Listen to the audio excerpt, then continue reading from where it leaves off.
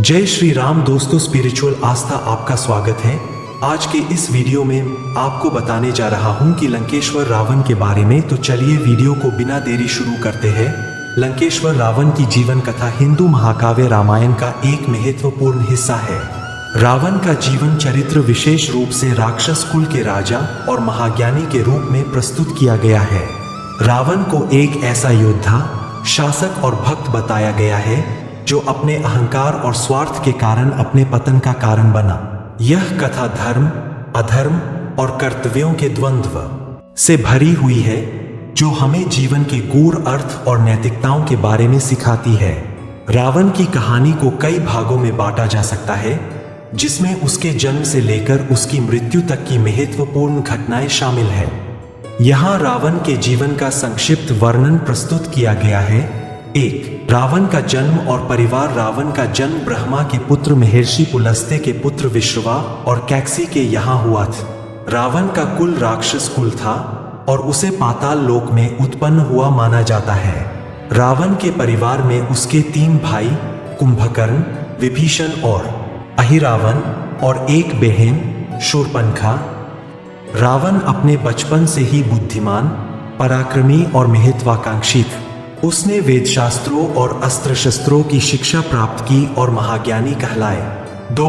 रावण की शिक्षा और तपस्या। रावण ने एक ब्राह्मण के रूप में शिक्षा प्राप्त की थी और उसने भगवान ब्रह्मा से अमरता का वरदान पाने के लिए कठोर तपस्या की। उसकी तपस्या से प्रसन्न होकर ब्रह्मा ने उसे कई वरदान दिए, जिसमें उसे देवताओं, गंधर्वों और यक्षों से अजेयता प्राप्त हुई। रावण ने भगवान शिव को भी प्रसन्न किया और उनसे विभिन्न प्रकार के दिव्य अस्त्र और शक्तियां प्राप्त की।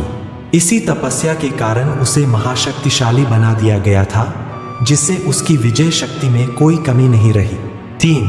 लंका पर विजय और राक्षसों का राज्य स्थापित करना। ब्रह्मा से वरदान प्राप्त करने के बाद रावण ने पाताल लोक में एक संगठित राज्य की स्थापना की और बाद में लंका पर विजय प्राप्त। लंका में कुबेर का राज्य था, जो कि रावण का सौतेला भाई था। रावण ने कुबेर को युद्ध में हराकर लंका पर अपना अधिकार कर लिया और वहां सोने की लंका का निर्माण करवाए। लंका पर शासन करते हुए उसने अत्याचार और आतंक का राज स्थापित किए।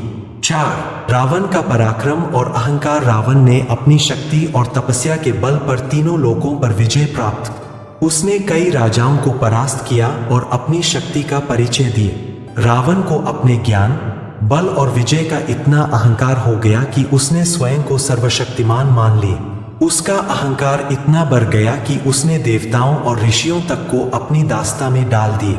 वह भगवान शिव की तपस्या करने हिमालय पर्वत तक गया और शिव से वरदान प्राप्त किए। 5. मंदोदरी से विवाह। रावण का विवाह पाताल लोक की राजकुमारी मंदोदरी से हुआ। मंदोदरी अत्यंत सुंदर, ज्ञानी और धार्मिक स्वभाव की थी।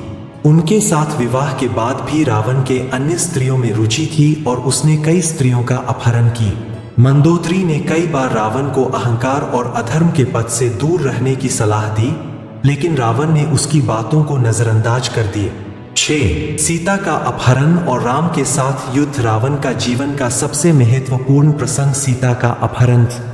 उसकी बहन शूर्पणखा का अपमान राम और लक्ष्मण द्वारा किए जाने पर उसने प्रतिशोध की भावना से प्रेरित होकर सीता का अपहरण किया। उसने सीता का अपहरण कर उसे लंका ले जाकर अशोक वाटिका में रखा।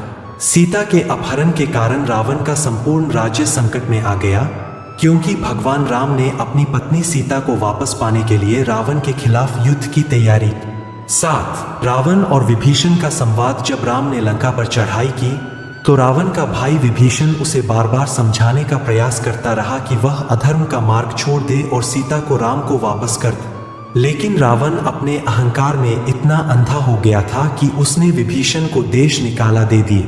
विभीषण बाद में राम की सेना में शामिल हो गया और राम की सहायता की।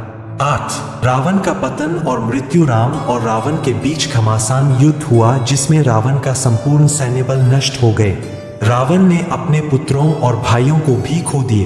अंत में रावण और राम का भयंकर युद्ध हुआ, जिसमें भगवान राम ने रावण का वध किया। रावण की मृत्यु के बाद राम ने विभीषण को लंका का राजा बनाया और धर्म की पुनर्स्थापना की। रावण का चरित्र और शिक्षाएं। रावण एक महान योद्धा, ज्ञानी और शिव भक्त था, लेकिन उसका अहंकार और अधर्म का मार्ग उसकी विनाश का कारण बना।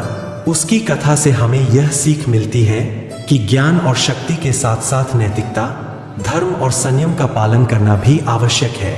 रावण का जीवन यह दर्शाता है कि अहंकार और अधर्म अंततः विनाश की ओर ही ले जाते हैं।